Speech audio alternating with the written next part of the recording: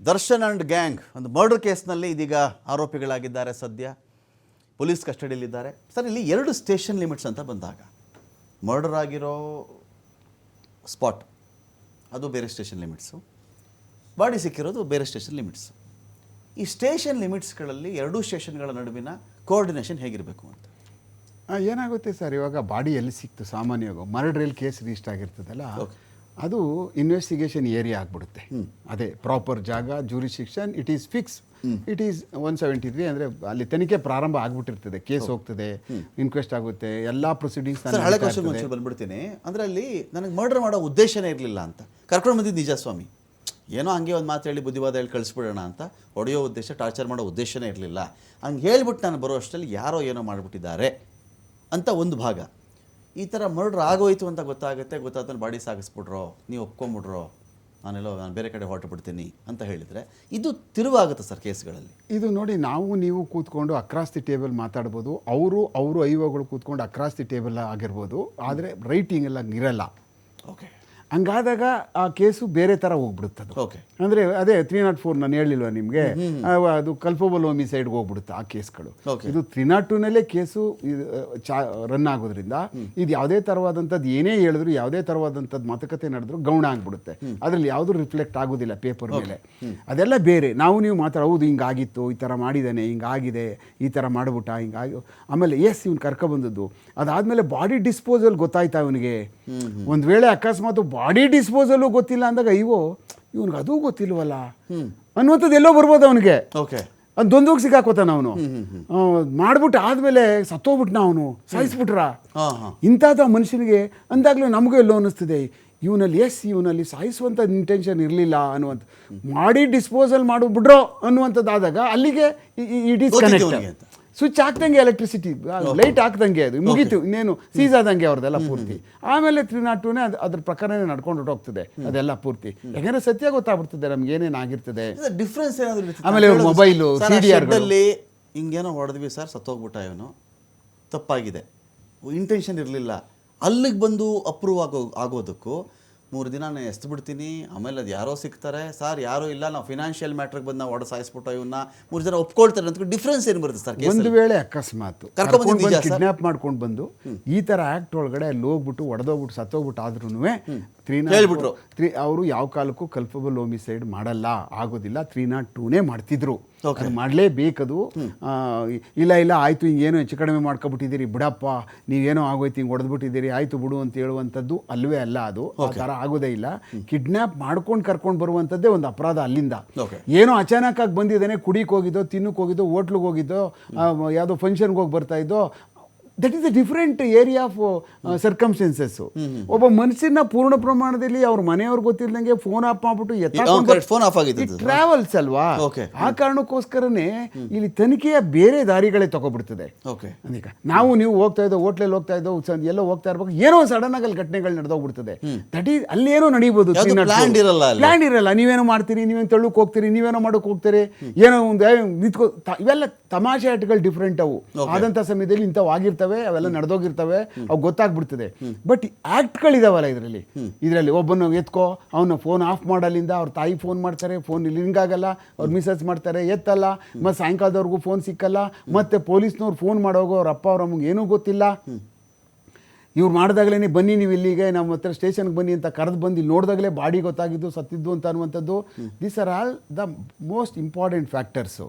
ಅಂದರೆ ಇಲ್ಲಿವರೆಗೂ ಪೂರ್ಣ ಪ್ರಮಾಣದಲ್ಲಿ ನಾವು ಅವ್ರನ್ನೂ ಹಂಗೆ ಇಟ್ಕೊಂತೀವಿ. ಶಾಕ್ ಸ್ಟೇಟಸ್ ಏನಾರು ಆಗ್ಬಿಟ್ಟತ್ತು ಅಂತ ಸ್ಟೇಷನ್ ಕರಿವರೆಗೂ ಏನು ಹೇಳೋದಿಲ್ಲ ತಂದೆ ತಾಯಿದಿರಿಗೆ, ಸತ್ತೋಗ್ಬಿಟ್ಟ ಅಂದ್ಬಿಟ್ಟು ಅಂತ. ಸರ್, ಪೊಲೀಸರಿಗೆ ಭಾಳ ಕಷ್ಟ ಸರ್, ಒಬ್ಬ ಮನುಷ್ಯ ಸತ್ತೋಗ್ಬಿಟ್ಟವನಿ ಅಂತ ಹೇಳುವಂಥದ್ದು. ಒಂದು ಮರ್ಡರ್ಗಳು ಆದಾಗ ರೌಡಿಗಳು ಅದು ಇದಾದರೆ ಭಾಳ ಸುಲಭ ಕೇಳ್ಬಿಡ್ತಾರೆ, ಓದಾಬಿಡ ಪಿಡ ಅಂದ್ಬಿಟ್ಟು ಅಂತ.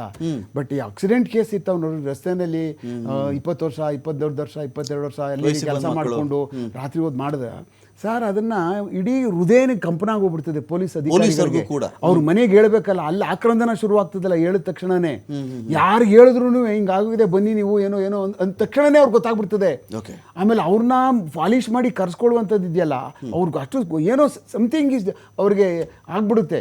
ಇವನು ಹೇಳಕ್ಕೂ ಆಗ್ಬಿಡ್ತಾನೆ, ಇನ್ನು ಪ್ರಯತ್ನ ಅವ್ರು ಹೇಳಿ ಏನಾಯ್ತು ಬಿಡುದಿಲ್ಲ ಅವರು. ಹೌದೌದು, ಯಾಕೆಂದ್ರೆ ಅವ್ರಿಗದು ಏನಾಗ್ಬಿಡ್ತಾರೆ, ಅಲ್ಲಿಂದ ಟ್ರಾವೆಲಿಂಗ್ ಮಾಡ್ತಾನೆ ಅವರು. ಮನೇನ ಟ್ರಾವೆಲ್ ಮಾಡೋದು ಕಷ್ಟ ಆಗ್ಬಿಡುತ್ತಲ್ಲ ಅವ್ರಿಗೆ. Okay. ಅವ್ರಿಗೆ ಶಾಕಿಂದ ಅಲ್ಲಿ ಇಲ್ಲ ಅಂದ್ರೆ ಫುಲ್ ಶಾಕಲ್ಲಿ ಇರ್ತಾರೆ ಅವರು. Okay. ಹಂಗಾದಾಗ ಭಾಳ ಕಷ್ಟ ಇರ್ತದೆ.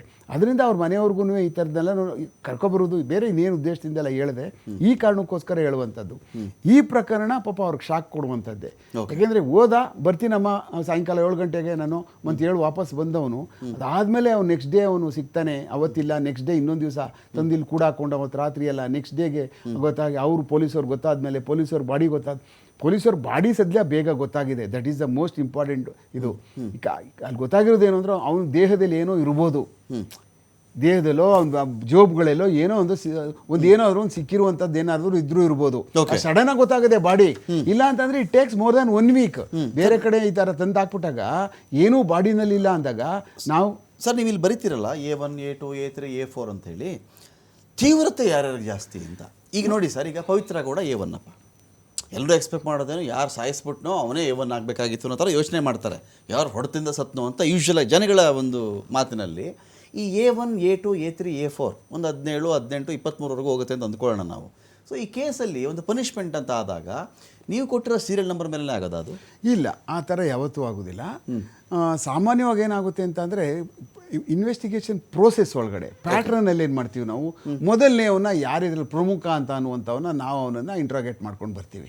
ಇದರಲ್ಲಿ ಎಲ್ಲ ಗೊತ್ತಿರ್ತಕ್ಕಂಥವ್ನು ಯಾರು, ಇದರಲ್ಲಿ ಮೇಯ್ನು ಎಲ್ಲ ಹ್ಯಾಂಡ್ ಮಾಡಿದವನು ಯಾರು, ಆಮೇಲೆ ಸ್ವಲ್ಪ ಇದೆಲ್ಲ ಪೂರ್ತಿ ಒಬ್ಬೊಬ್ಬನೇ ನಾವು ಬರ್ಕೊಂಡು ಬರ್ತಾ ಇರೋದ ಹಂಗೆ ಆ ಪ್ಯಾಟ್ರನ್ ಹಂಗೆ ಉಳ್ಕೊಬಿಡ್ತದೆ. ಉಳ್ಕೊಂಡಾದ್ಮೇಲೆ 1 ರಿಂದ 20ವರೆಗೂ ಇದ್ರೂ ಇವ್ರು ಎಲ್ಲ ಒಂದೇ ಆ್ಯಕ್ಟಲ್ಲಿ ಭಾಗವಹಿಸಿದ್ದಾರೆ ಅಂತಲೇ ನಾವು ಕಾನೂನಲ್ಲಿ ಹಾಕುವಂಥದ್ದು. ಆದರೆ ಅವ್ರದ್ದು ಎಲ್ಲ ಚಾರ್ಜಸ್ಸಲ್ಲೂ ಅವ್ರದ್ದು ಏನೇನು ಆ್ಯಕ್ಟ್ ಅಂತ ಬರೆದು ಬಿಡ್ತೀವಿ. ಆದರೆ ಇವ್ರು ಎಲ್ರಿಗೂ ಗೊತ್ತಿತ್ತು ಮರ್ಡರ್ ಮಾಡೋಕ್ಕೆ ಸಹಾಯ ಮಾಡಿದ್ದಾರೆ, ಮರ್ಡರಲ್ಲಿ ಪಾರ್ಟಿಸಿಪೇಟ್ ಮಾಡೋರು ಇವರು ಅಂತ ಅಂದ್ಬಿಟ್ಟು A1 ಇಂದ A20ವರೆಗೂ ಒಂದೇ. ಏನು ಕೆಳಗಡೆಯಿಂದ ಏನೋ ನಾವು ಕೆಳಗೆ ಬಂದ್ಬಿಟ್ಟಪ್ಪ ನಂಗೆ ನಥಿಂಗ್ ಡೂಯಿಂಗ್, ಅದು ಯಾವುದೇ ಥರವಾದಂಥ ಅದು ಊಹಾಪೋ, ಅದು ಸುಮ್ಮನೆ ಯಾರೋ ಸರಿಯಾಗಿ ಕಾನೂನನ್ನ ತಿಳ್ಕೊಳ್ದೇ ಇರ್ತಕ್ಕಂಥ ಮಾತಾಡುವಂಥದ್ದು. ಅದರಿಂದ A ಇಂದ A100ವರೆಗೂ ಇದ್ರು A100 ಅಂತ ಬರೀಲೇಬೇಕಲ್ಲ. ಕರೆಕ್ಟ್. ಹಂಗೆ A100 ಅವನು ಏನೂ ಇಲ್ಲ, ಅವನು ಬರೀ ಕಾಫಿ ತಗೊಬಂದು ಕೊಟ್ಟ ಹಂಗಲ್ಲ. ಅದು ಅವನಿಗೆ ನಾಲೆಡ್ಜ್ ಇದೆ, ಇದರಲ್ಲಿ ಭಾಗವಹಿಸಿದ್ದಾನೆ ಸಂಪೂರ್ಣವಾಗಿ. ಇವನಿಗೂ A1ಗೆ ಏನು ಶಿಕ್ಷೆನೋ ನಾವು ಹಾಕ್ತೀವಿ ನೋಡಿ ಅಲ್ಲಿ ಕಂಪ್ಲೀಟು. ನಾವು 143 ಹಾಕ್ತೀವಿ, 147 148 red with 149 common object unlawful assembly. ಇವರೆಲ್ಲ ಕೂತ್ಕೊಂಡು ಇದು ಕಾಮನ್ ಆಬ್ಜೆಕ್ಟ್ ಏನು ಇದು ನಡೆಸೋರಲ್ಲ ಕ್ರಿಯೆ ಅದೆಲ್ಲ ಅವ್ರಿಗೆ ಗೊತ್ತಿದೆ ಅಂದಾದ್ಮೇಲೆ 1 ರಿಂದ 20ವರೆಗೂ ಒಂದೇ ಅಲ್ವಾ, ಡಿಫರೆಂಟೇ ಇಲ್ವಲ್ಲ. ಆ ಕಾರಣಕ್ಕೆ ಆ ಸೆಕ್ಷನ್ಗಳಲ್ಲಿ ಆ್ಯಡ್ ಮಾಡುವಂಥದ್ದು ಇರೋದ್ರಿಂದ ಆ ಕಾರಣಕ್ಕೆ ಒಂದು A is not A different, A same ಏನೋ A20 ಅಷ್ಟೇ. ಸರ್ ನಿಮ್ಮ ಪ್ರೆಷರ್ ಬೀಳುತ್ತಾ ಸರ್? ಈಗ ಪೊಲೀಸ್ ಇಲಾಖೆ ಮೇಲೆ ಒಂದು ಪ್ರೆಷರ್ ಏನಾದರೂ ಕ್ರಿಯೇಟ್ ಆಗುತ್ತಾ ಅಂತ?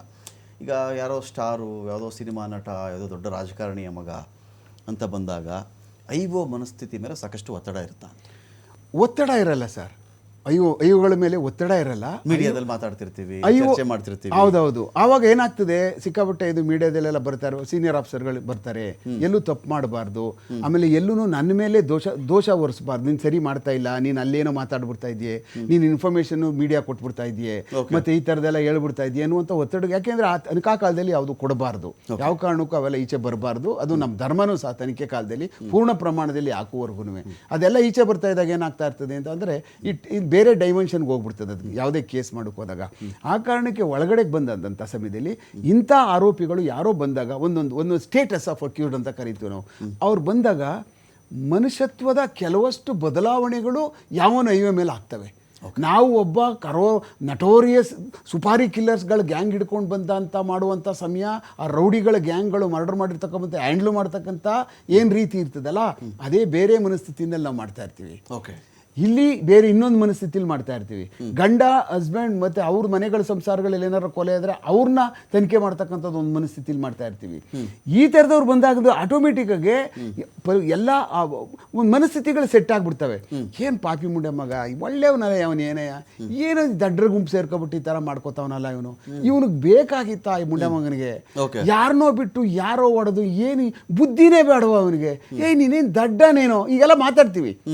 ನೀನೇನು ಇದೂ ಇಲ್ವಾ ನಿನಗೆ ಸಾಮಾನ್ಯ ಇದು ಹೆಂಗೆ ಮತ್ತು ನೀನು ಹೆಂಗೆ ಬದುಕಿ ಹೆಂಗ್ತೀಯ ನೀನು ಬರೀ ಇದೇ ಆಗೋಯ್ತಲ್ಲ. ಆವಾಗ ನೋಡಿದ್ರೆ ಹೆಂಡ್ತಿ ಹೊಡೆದೆ, ಈಗ ನೋಡಿದ್ರೆ ಈ ಕತೆ, ಅಲ್ಲಿ ಪ್ರತಿ ವಾರವೂ ಇದೇ ಗೋಳಲ್ಲ ನಿಂದು, ನಿನ್ಗೇನು ಬದುಕೋಕೆ ಬರಲ್ವಾ, ಹಿಂಗೆಲ್ಲ ಬೈವಂತ ಎಲ್ಲ ಇರ್ತದೆ. ಕೇಳಿಸ್ಕೊಂಡು ನಿಂತ್ಕೋತಾರೆ ಏನು ಯಾಕೆಂದ್ರೆ ಎಲ್ಲ ಹೇಳ್ಬೇಕಲ್ಲ ಅವ್ರಿಗೆ. ಈ ಉದ್ಧಾರ ಆಗೋದು ಕಲ್ತ್ಕೊಂಡ್ರೆ ಮುಂಡೆ ಮಕ್ಳು. ಯಾಕೆಂತಂದ್ರೆ ಈಗಾಗಲೇ ಜೈಲು ಹೋಗಿರೋ ಬಂದಿರೋರಿಗೆ ನಾಳೆ ದಿವಸ ಪಿಕ್ಚರ್ ಜಾಸ್ತಿ ಸಿಕ್ಕೋದು, ಇದೊಂದು ಪ್ರಾಬ್ಲಮ್ಮು. ಯಾಕೆಂದರೆ ಈ ಪ್ರಚಾರಗಳು ಜಾಸ್ತಿ ಆಗ್ಬಿಡ್ತದೆ, ಇವ್ರ ಪಿಕ್ಚರ್ಗಳಿಗೆ ಪ್ರೊಡ್ಯೂಸರ್ಗಳು ನಿಂತ್ಬಿಡ್ತಾರೆ. ಈಗ ಒಳಗಡೆನೇ ಬೇಕಾದ್ರೆ ಇವಾಗ ಅವ್ರಿಗೆ ಕಾಲ್ ಶೀಟ್ಗಳು ಹಾಕೊಂಡು ಬರುವಂಥದ್ದು ಆಗ್ಬಿಡ್ತದೆ. ನಾವು ನೋಡಿ ಈಗಾಗಲೇ ಉದಾಹರಣೆಗಳು ಹಲವಾರು ಇದ್ದಾವೆ. ಮುನ್ನವ MBBS ತಗೊಂಡು ಹೋದ್ರೆ ಬೇರೆ ನೀವು ಯಾರು ನೋಡಿ ಕ್ಯೂ ನಿಂತ್ಬಿಟ್ಟಿರ್ತಾರೆ. ಅಂದರೆ ಅದಕ್ಕೂ ಬೇರೆ ಪ್ರಕಾರಗಳಿರ್ತಾವೆ. ಅದರಿಂದ ಇದಕ್ಕೆ ಅದು ಇವ್ರಿಗೆ ಯಾಕೋ ತಲೆ ಕೆಡಿಸ್ತದೆ ಅವ್ರನ್ನ. ನಾನೇನು ಒಳಗೋಗಿ ಬಂದ್ಬಿಟ್ರೆ 6 ತಿಂಗಳು ಒಳಗಿರ್ತೀನಿ ಬಿಡು, ಈಚೆ ಬಂದಾದ್ಮೇಲೆ ಮತ್ತೆ ಬೇಜಾನ್ ಜನ ಬರ್ತಾರೆ ಅಂತ. ಸರ್ ಅದು ಪ್ರೂವ್ ಆಗ್ತದೆ, ಪ್ರೂವ್ ಆಗಿದೆ, ಮುಂದೇನು ಪ್ರೂವ್ ಆಗ್ತವೆ. This is the biggest headache. Thank you S K. Thank you very much sir. ಸ್ಟುಡಿಯೋಗೆ ಬಂದು ಈ ವಿಷಯದ ಬಗ್ಗೆ ಸಾಕಷ್ಟು ಮಾತಾಡಿದ್ರಿ. Thank you. ಈ ಒಂದು ಕೇಸಲ್ಲಿ ತಪ್ಪು ಯಾರೇ ಮಾಡಿರಲಿ, ಆ ಮಗನನ್ನು ಕಳ್ಕೊಂಡಂತಹ ಆ ತಾಯಿಗೆ ಮತ್ತು ಆತನ ಹೆಂಡತಿಗೆ ಮತ್ತು ಆತನ ತಂದೆಗೆ, ಇನ್ನೂ ಹುಟ್ಟದೇ ಇರುವ ಮಗುಗೆ ನ್ಯಾಯ ಸಿಗಲಿ ಅಂತ ಹೇಳ್ತಾ ಡಿಬೇಟ್ ಮುಗಿಸ್ತಾ ಇದ್ದೀನಿ.